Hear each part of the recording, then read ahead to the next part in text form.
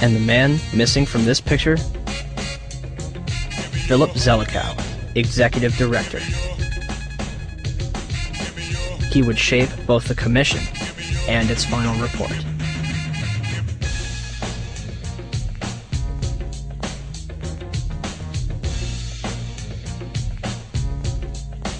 The 9/11 Commission begins its investigation with a time frame of 18 months and a starting budget of $3 million.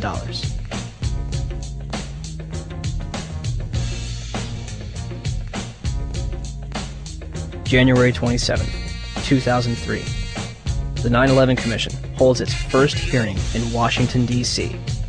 Vice Chairman Lee Hamilton will claim a few days later, "We're not interested in trying to assess blame. We do not consider that part of the Commission's responsibility." March 26, 2003. The Bush administration denies the Commission's request for an additional $11 million in funding. 3 days later, the Commission is offered $9 million, and they accept. In April 2004, President Bush agrees to testify before the 9/11 Commission, but only if Vice President Dick Cheney joins in. Why did they insist on appearing together? The 9/11 Commission wants to ask us questions. That's why we're meeting, and I look forward to meeting with them and answering their questions. I was asking why you're appearing together rather than separately, which was their request. Because it's a good chance for both of us to answer questions that the 9/11 Commission is looking forward to asking us, and I'm looking forward to answering them.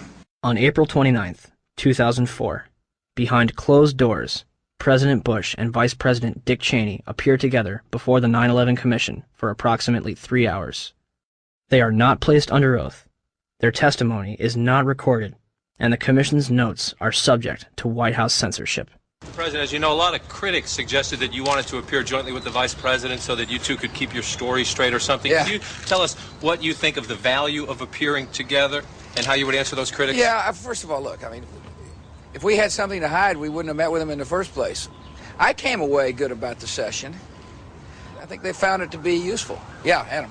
Mr. President, Yes. don't you think that the families deserve to have a transcript or to be able to see what Adam, you you said? asked me that question yesterday. For an I answer got the today. same answer, yeah. May 19, 2004, Rudolph Giuliani testifies before the 9/11 Commission. We will now hear from our first witness, the very distinguished former mayor of New York City, Rudy Giuliani. Mayor Giuliani, would you please rise and raise your right hand so I can place you under oath? And the fact that so many of them interpreted it that way kept a much calmer situation and a much better evacuation. These people, I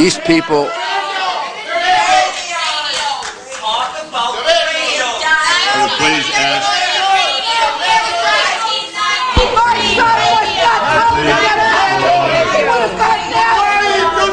My son was murdered!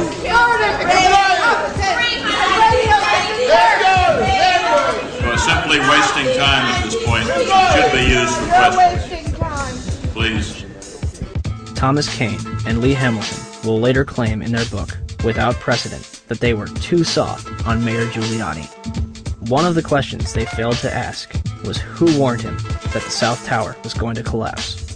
Mr. Mayor, can you hear me? I can, Peter. Are you talking about did you go immediately to the Office of Emergency Management? I went down to the scene and we set up headquarters at 75 Barclay Street, which was right there with the police commissioner, the fire commissioner, and we were operating out of there when we were told that the World Trade Center was going to collapse. And it did collapse before we could actually get out of the building. Who didn't warn everyone in the building? I admire that greatly, and I think that may Dead. They were not very well be one of the reasons for your leadership and your cooperation with this commission. Let's ask the real question.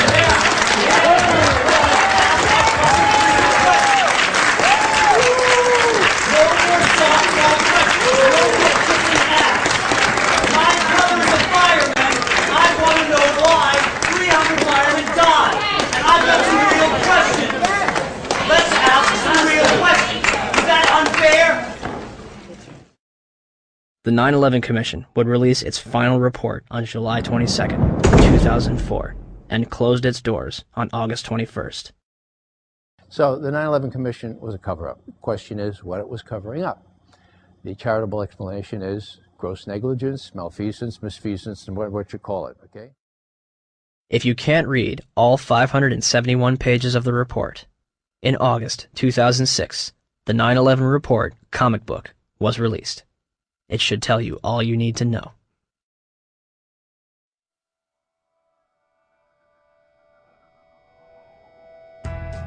On the morning of September 11th, 19 Arabs boarded 4 commercial airliners at 3 different airports and crashed them into the World Trade Center and the Pentagon, with 0 military intervention.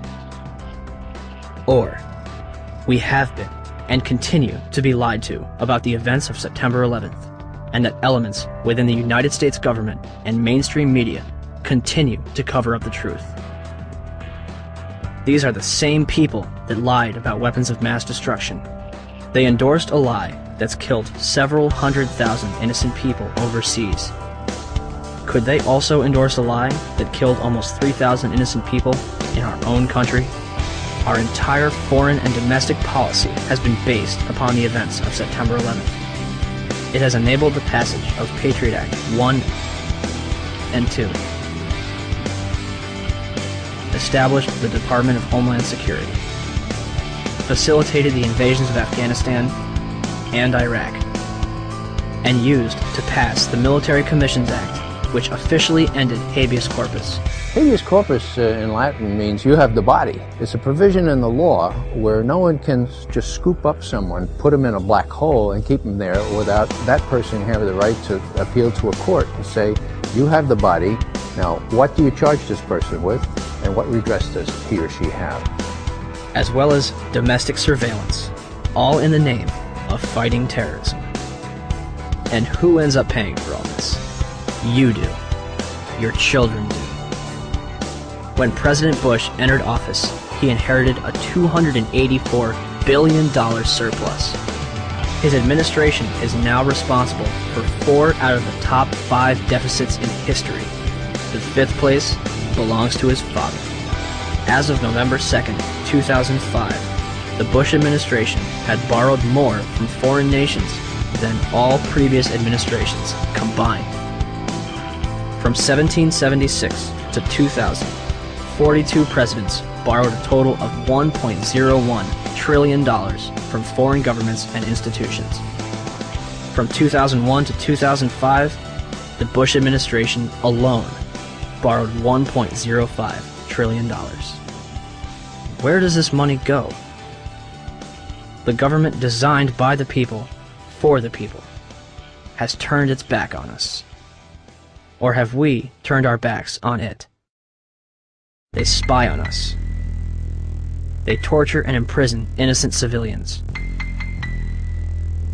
Ask yourself, what's happening? Where are we headed? And would we be here today without 9/11? Will somebody please tell us who's in charge? We need order. We can't stand this new world slaughter. It reeks of oil seats and bloody handshakes. U.S. interests and war profiteers. Our life is here in the belly of the beast. Where thieves kill the innocent and pray for peace. Slaughter for the chief commander. So we're at the White House steps demanding answers, but they don't got none. We've got few choices. Protest or pick up shotguns. We're so stressed we know the watch might arrest us. Though with the key for talking.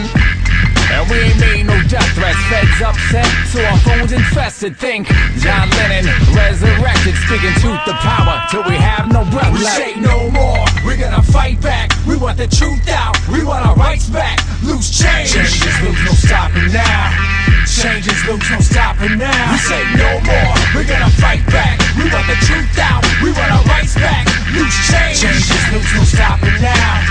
Changes loose, no stopping now. We keep our mouths and minds open, hoping we can change the world. Media blackout, still we don't act out. We've been civilized despite the killing. You call yourselves patriots.